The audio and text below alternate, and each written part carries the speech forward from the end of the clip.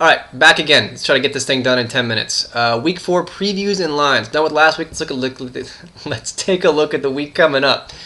A game of the week, I think, coming up, and this isn't just me being a podcast homer. It's got to be me against Jake. My Still Not Yours team taking on the Big Daddies, and we're both coming in undefeated. So you got to like that. Clash of the Titans.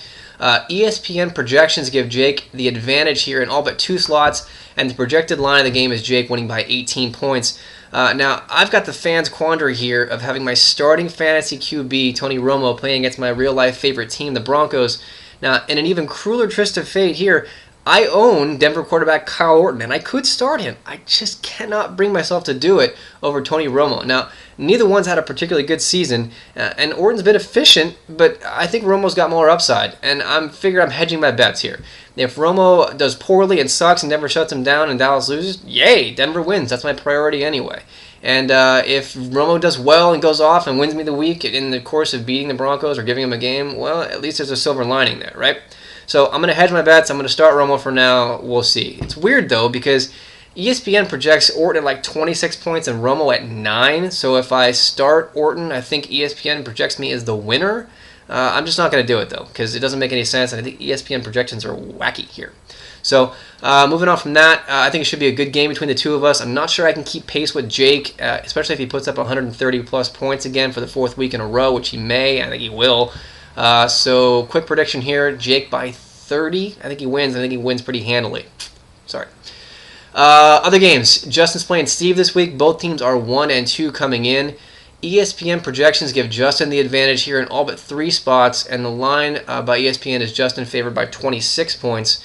Now, Steve's just been besieged by injuries here. His entire receiving core is questionable, and fantasy stud Frank Gore is out.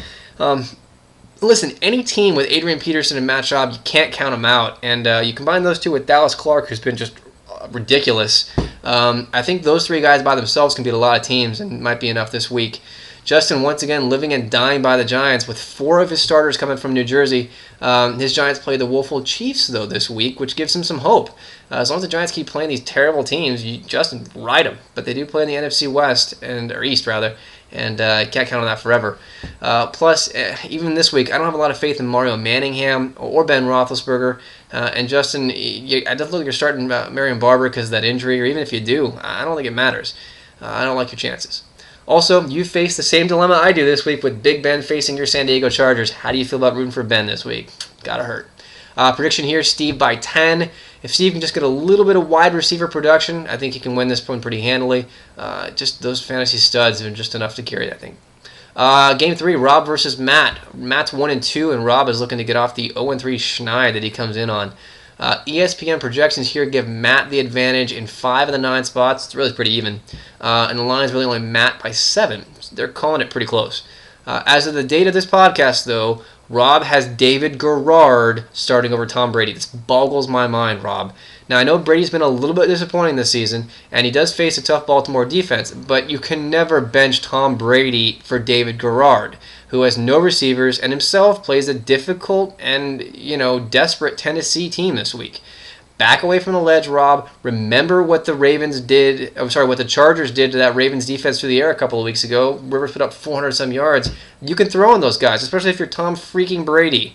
Do the right thing. Swap your starting quarterbacks. With LT still gimpy and playing a difficult Pittsburgh defense and Brian Westbrook on a bye, Rob once again forced to go with the brutal tandem of Buckhalter and Michael Bush as his starting running backs. Ouch, especially with Moreno splitting carries and stealing touches from Buckhalter, and everyone just stacking the box against the Raiders and Bush because Jamarcus Russell has a 41% completion rating and can't throw the ball. So neither of those guys are going to put up a lot of numbers, Robbie, I don't think. And maybe you want to make a deal here sometime soon with someone to get some running back depth because you're feast or famine on LT and Westbrook. Famine right now. As far as this game goes, though, Matt continues to ride that wave of the Chicago QB that I will not name on this podcast. And ESPN also projects a big week for his running backs, Steve Slayton, Willie Parker, and Glenn Coffey, waiver wire pickup. Matt's vulnerable at wide receiver, though. He's got Greg Jennings, who I think is battling a bum wrist that's worse than everyone says, and Percy Harvin, who just cannot continue to score a touchdown a week. Can he? So I don't know about his wideouts, but he does have the always dangerous Jason Witten, who makes up for a lot of deficiencies in the wide receiver core since he's like a third or fourth wideout. Also, you got to think that Green Bay is just going to be airing it out on Monday night against their old friend Brett Favre. So Jennings could break out if he's healthy. I'm going to go ahead and predict Matt by 25 here, and he's going to win by more than that if Rob continues to start Garrard over Brady. Don't do it. Gabe versus Jason in the fourth game. Both teams coming in 1-2. Gabe riding a 2-game losing streak. Gabe hasn't set his rosters. He's got 3 guys in his starting lineup that have buys, so I know that's going to change. But with that in mind, ESPN is projecting Jason with an advantage in 6 of the 9 spots. Again, 3 of those are buys. And Jason's currently favored by 45 whopping points. That's going to change. But if you assume that Gabe swaps in Favre, Berry, and Mendenhall, who are on his bench now for those guys on a bye, I don't know that gets any better. Maybe Favre has a huge game against his old mates on Monday night. It could lead you to victory, but only if he goes long to Berry for a few bomb TDs does that happen. Plus, you got to get something out of Randy Moss and Darren McFadden. Moss has got a bad back, and McFadden's running against 15 guys in the box, so don't like that. On the other sideline, Jason corrected last week's mistake and is starting Pierre Thomas. ESPN projects each of Jason's starting skill players in double-digit fantasy points. He is missing Michael Turner on the bye. Felix Jones is out, but the rest of those starting running backs are pretty strong. I don't like Hines Ward as the flex play here. Not a lot of choices, but I think Ward's just done and not going to help you much. So if your quarterbacks and running backs don't perform, Jason, I think that your wideouts are not going to bail you out. You could be in some trouble. Even so, I'm predicting Jason by 10. Both teams here hurting with the bye weeks, but Gabe's hurt a little bit more. Last game, I think? Yes. Quickly, Mike versus Nate. Mike comes in undefeated. Nate's still basking in the ephemeral glow of his Week 3 win last week. Way to go, Nate. And by the way, stop the presses, people. With both teams having set their rosters, ESPN projections give Nate the advantage in 5 of the 9 spots, and the line is currently Nate by 1. Stop the world, people. I'd like to get off. It's a QB face-off this week as Nate starts Peyton Manning and Mike starts Drew Brees, number 1 and 2 in quarterback rankings. Unfortunately, Brees faces the stifling Jets defense this week, and Peyton Manning gets Seattle at home. That's good news for Nate.